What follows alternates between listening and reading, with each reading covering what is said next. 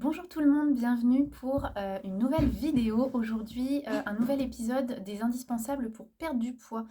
L'autre jour, je vous ai posté l'épisode 1 qui vous parlait de la nécessité d'être bienveillant envers soi-même, de s'aimer un minimum pour pouvoir perdre du poids. Je vous y disais que voilà, il fallait prendre les choses dans le bon sens, il ne faut pas chercher à perdre du poids pour se sentir mieux, il faut déjà se sentir, alors pas forcément ultra bien, mais se sentir un minimum bien et s'aimer un minimum, s'estimer un minimum, avoir beaucoup de bienveillance envers soi-même pour pouvoir déclencher une perte de poids.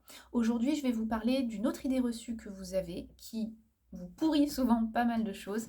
C'est les freins à la perte de poids et comment on perd du poids. Première chose, avant de comprendre ça, il faut comprendre comment on grossit. Alors, il y a quelque chose qu'on vous rabâche partout, en long, en large, en travers, c'est « Ah bah oui, t'as pris du poids parce que tu manges trop, et puis trop de ci, et puis trop de ça, etc. » Oui, bien sûr, si on a trop, le corps va prendre du poids. C'est logique, il aime pas gâcher, il va mettre en réserve, sous le tapis, comme je dis, et on sait très bien où est le tapis, vous et moi. Mais il y a une autre façon de grossir qu'on ne vous dit pas pour diverses raisons toujours les mêmes, c'est si votre corps n'a pas assez, si votre corps manque. Ça peut paraître paradoxal et pourtant c'est vrai.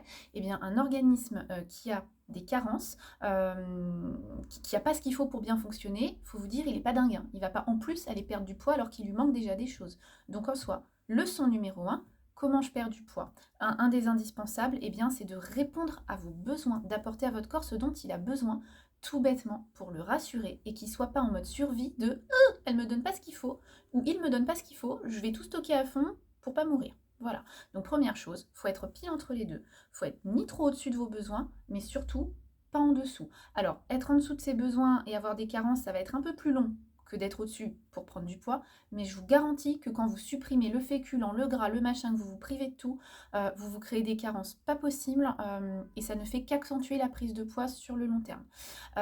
D'ailleurs, sachez-le, la plupart des patients obèses ou en surpoids sont dénutris. Le surpoids et l'obésité ne protègent pas de la dénutrition.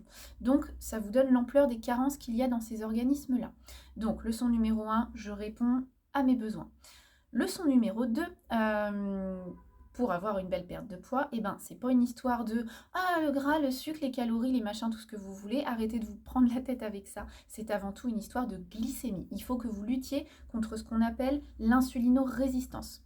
C'est-à-dire la résistance à l'insuline, cette hormone du stockage qui nous permet de prendre le sucre qui arrive dans notre sang après un repas, de l'emmener jusqu'à des récepteurs sur les organes dits glucodépendants, à savoir le foie, les muscles et le cerveau principalement. Elle prend le sucre qui arrive, hop, elle se fixe à ses récepteurs, elle fait rentrer ça du coup dans ses tissus glucodépendants, et après le sucre, une fois qu'il est rentré dans l'organe, il rentre dans les cellules, et en fait il est brûlé tout de suite, on l'utilise pour bouillir, voilà, faire nos petits trucs.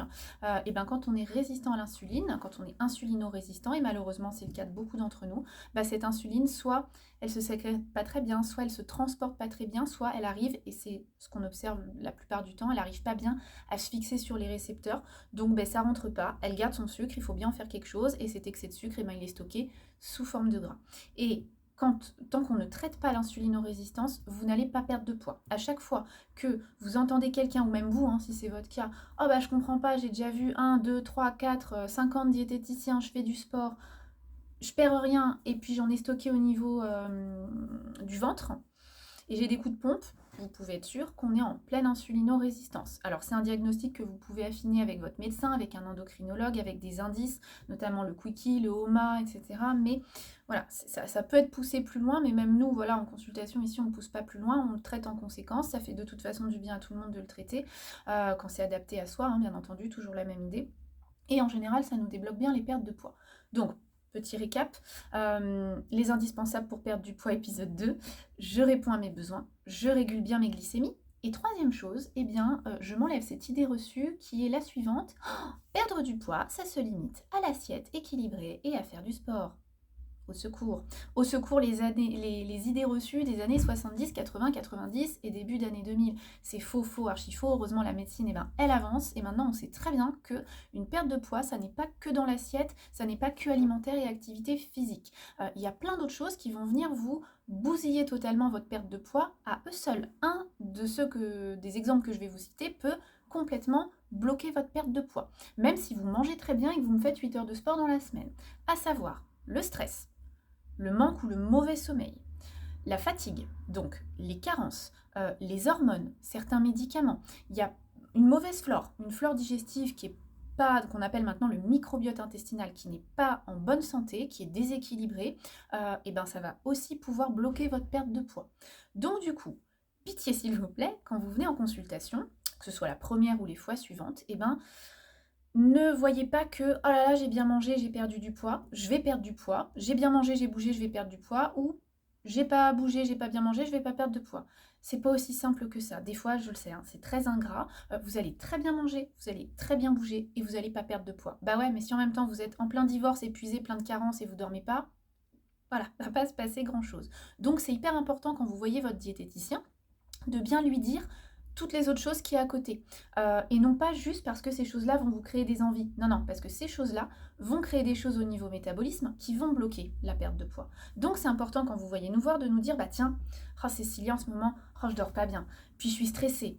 Ah, puis au niveau transit, c'est accéléré ou c'est lent, et puis j'ai mal au ventre, et puis ci, et puis ça. Déjà, première chose, nous, si on estime qu'il y a quelque chose qui n'est pas clair, on va pouvoir vous réorienter comme il faut vers votre médecin en vous disant faut un avis médical, il y a potentiellement quelque chose voilà, qui n'est pas clair ou qui peut être dangereux. Donc déjà, ça nous permet de vous mettre en sécurité. Et deuxième chose, ça nous permet d'agir sur toutes ces petites résistances internes qui vont, au fur et à mesure qu'on les soulève, débloquer votre perte de poids. Voilà, écoutez, j'espère que je vous ai donné quelques indices. On y reviendra à travers d'autres vidéos. On peut approfondir en consulte, là en commentaire ou quoi. Faut pas hésiter. Mais voilà, on aura largement l'occasion d'y revenir. Sur ce, je vous souhaite une bonne journée. Je pense que je vais vous faire une autre vidéo sur un truc super important pour vite vous aider. Et n'hésitez pas voilà, à revenir vers moi si besoin. Allez, je vous dis à plus tard. Bonne journée à tous.